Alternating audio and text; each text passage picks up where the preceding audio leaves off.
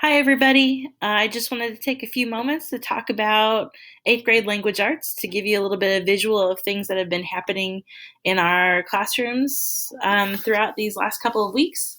I have a really quick presentation entitled Where We've Been, What We've Been Doing, and Where We're Going, just to kind of recap some things that we've done now that we're already a semester into eighth grade, almost heading into high school. Can you even believe it? And I'm excited to talk about all these really great things that our kids have been up to. Just to kind of point out the things I'm going to be talking about throughout this clip tonight is recapping Dear Martin, which is the novel that kind of started this ball rolling for all of us and the things that we've been engaged in thinking about. What we've been doing a lot of inquiry and something called design thinking framework, and also looking at social awareness campaigns. And lastly, how all this work kind of encapsulates into the learning as a process and how this work kind of catapults us into second semester with the work that we're going to be doing there and Genius Hour.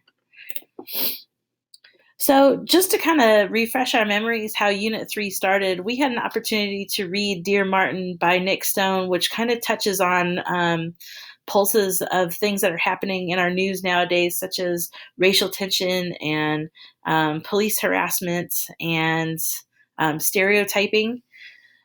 Throughout this book, students had an opportunity to participate in anchor activities, which included interviewing people of interest, blogging about specific instances that happen in the book while connecting that to nonfiction material, and then also engaging in social media ideas so that they managed a Twitter and Instagram account highlighting some things that are happening throughout the book. In addition to that, individually, students were responsible in writing a weekly synthesis, which is basically just peeling out a piece of the book and thinking critically and deeply about that specific instance that's happening at that part of that book that they feel is really significant. Lastly, to finish the reading side of this book, we had an opportunity to have a whole class discussion that touched on student-driven questions that were designed and ideas that were also supported not only by student belief, but also supported by research and text-based evidence. So what have we been up to? We've been doing lots of things in class, and everything started with curiosity. So when we left our whole group discussion, I offered an opportunity for kids to just ask questions. And as you see the mess of sticky notes, this is kind of where it all started. Kids asked authentic questions, and I wanted to provide a safe environment for those questions to be asked, because some of those questions, as you could well anticipate, were probably not something that you would typically say in an unsafe environment, so to speak. So kids were able to be open with their curiosity so we can kind of unpack and have some teachable moments. With those questions, as you could see the outlines behind you, or behind the presentation in the picture, you'll see we generated research outlines, and then we also coded that research into seeing patterns to see how that could really inspire us to take action, empathize with the topic, and see how we can take this information and the research that we've collected and give that back to a larger population. As we took our research and we wanted to think bigger, we used what was called the design thinking framework for our campaign awareness. The reason why I wanted to choose looking at a social campaign is not only one, I wanted to think about collaboration. How could kids work together for one big overarching goal? And two, I wanted to integrate multimodal ideas, which means basically just how many types of ways can we communicate something that creates a positive message. And then three, I wanted to have kids really think about critically the research that they were conducting and what that means to give back to somebody else. So this was a lot of student-driven design, and a lot of the conversations that we've been having in class kind of follows this framework insofar as empathizing and understand target audience, writer's purpose, defining really the goals that we have in mind and the messages that we want to communicate, because clear communication is really key. We did a lot of brainstorming or ideation around our ideas, and we did a lot of prototyping, taking a look at tinkering and getting ideas and sketching and designing and playing with technology that maybe students had never even tinkered with before. And then we also tested these ideas to make sure that our target audiences appealed to the products that we were starting to create and the messages that we were starting to create based on these types of topics. The topics were generated by our questions. 3 primary topics kind of evolved from these questions. One was about stereotyping. The second one was about gang life and the idea of understanding perspectives within gangs. And then also last was the idea of police reform, and police in the media. As you take a look here, you'll see kind of a smattering of different student designs. These are all authentically created, as I'm sure you probably see some familiar faces or even some familiar projects if any of your children have brought any of this stuff home.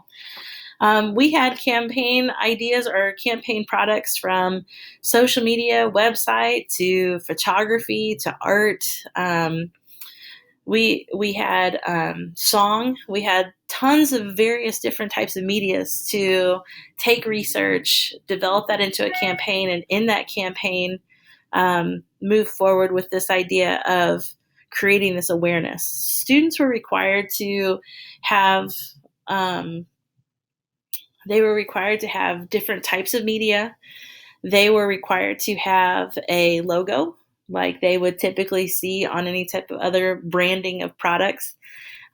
Many students had slogans, just because as they looked closely at different mentor campaigns that already exist, there was a slogan attached to that. This was very driven with student choice. Students got to choose the type of media that they wanted to create in order to process the research and strike awareness in that particular type of topic. And I would also include that it also supported a lot of risk taking. There were students who did many things, such as build a website, and they've never been asked to do anything like that before. But they took on that challenge because they wanted to do it, because they never have had the opportunity to do something like this. I wish I could have the opportunity to show you more here on the slide, but I would definitely encourage you to visit our class website, www.languagearts301.pbworks.com, because that will give you a better outlook as to the types of presentations. There are links to websites and products, and then there's also links to our presentations, which I'll get to here in a moment.